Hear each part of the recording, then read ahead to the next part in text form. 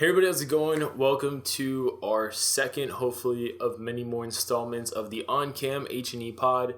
So my name's Josh, I'm your host of this episode, and we have a few interesting topics here today. So the first one is really breaking down the leaked information that came out about Colin Trevorrow's original Episode 9 story for Star Wars, which is really interesting because instead of going The Rise of Skywalker as the title, it was going to be the Duel of the Fates, which is obviously a callback to the infamous Duel of the Fates, but just the fact that this story is so different, which we'll touch upon, it just really shocks me.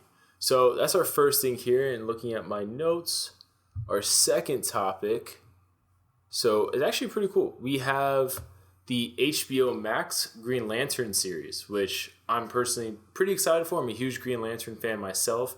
I stopped reading the comics, though, about a year ago just because there's a little bit too much going on for me personally. But before that, I mean, even going into the whole Cronus Gauntlet thing with Hal Jordan and all that craziness before the ultraviolet spectrum really got into it and all the other stuff happening, I've been pretty diehard Green Lantern. And then after that, we're going to talk about the CW crossover and possible implications from that, because I don't think anyone, even people that worked on the show, that obviously, unless you're Grant Gustin, no one saw that coming. So there's a lot of implications regarding how it came to be, what happened in it, and going forward, what we might see. And last but not least, we have this new Superman and Lois TV show. We have some updates on that, and even talking here about the costume, which looks pretty dope. If I'm speaking honestly here, that they're going to have Superman wear going forward. So our next topic here is talking about the HBO Max Green Lantern series. Now, this is really interesting because if you're a Green Lantern fan, it seems like they're trying to put a lot of mythology into this show because the description of it is that it spans multiple decades of Green Lantern lore. And you can kind of split those decades of lore into three distinctive parts. So the first part is going to be following Sinestro and Abin Sur as partners of that nature, kind of their adventures, so to speak, before a human Green Lantern ever got involved, which may or may not hopefully give us some good fan service to previous events within the DC space side of things, the cosmic side. But also besides that, the second part is going to be focusing on Hal Jordan and Sinestro, going more so under the idea of Sinestro being Hal Jordan's mentor / partner that period of time. And then the final part is going to have a more rookie newcomer John Stewart working with a more veteran Hal Jordan, and then Sinestro at this part in time is now the villain that we all know and love Sinestro to be. So I think that's actually a really creative way to go for this show.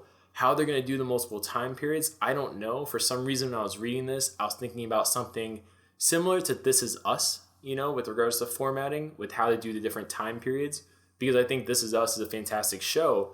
But also I think they do a very clever job of having overlapping time periods. Now the show, outside of those things, there's really no casting information currently for it.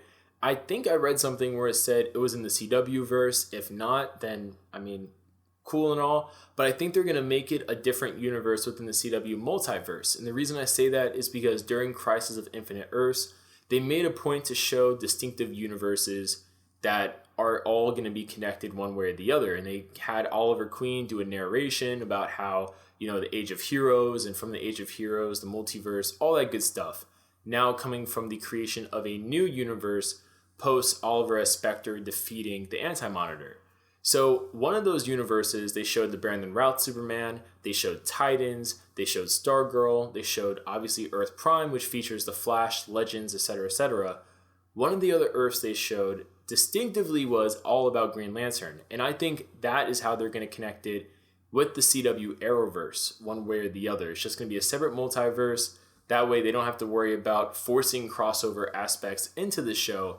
And also I think that's going to be really helpful because for a show like this, especially if whether for budget reasons or just reception-wise it doesn't do super well, it being on HBO Max, I doubt quality will be a problem. But in that case, they don't have to feel a certain way about forcing that interaction. They can kind of ignore it in its own right, just like with a show like Swamp Thing or Titans. They can reference it, but because it's not also on the CW, I don't think they just feel as obligated as they do with shows like Legends, where they have to really go out of their way to find the reason why they're involved with certain events, even though in all reality, Legends really should just be totally on its own with no relation to anything else ever happening in other shows. But that's all about the Green Lantern HBO Max series. I'm really interested in your guys' thoughts. Who would you like to see? What storylines would you like to see in the show? Personally, not in the first season, but I would love to see them build to a War of the Light, and then maybe eventually from that introduce Kyle Rayner. Obviously, you got to have Guy Gardner, one point and the other, as a perfect bounce off of Jon Stewart. But if they can do a War of the Light and then build that into the White Lantern mythos, and then obviously a Blackest Night kind of season theme, I think that'd be a really cool show. I think Green Lantern has so much mythology. If the budget isn't a problem, you could do a lot of magic. But leave your comments down below. What do you guys think about this in the HBO Max Green Lantern series? Which character would you like to see? How do you think they should do it? And I'm really interested in hearing you guys' comments as we get on to the next segment. Thanks for checking out this episode of the HNEpod. Please leave comments below with the hashtag HNEpod, any viewer questions you guys might have.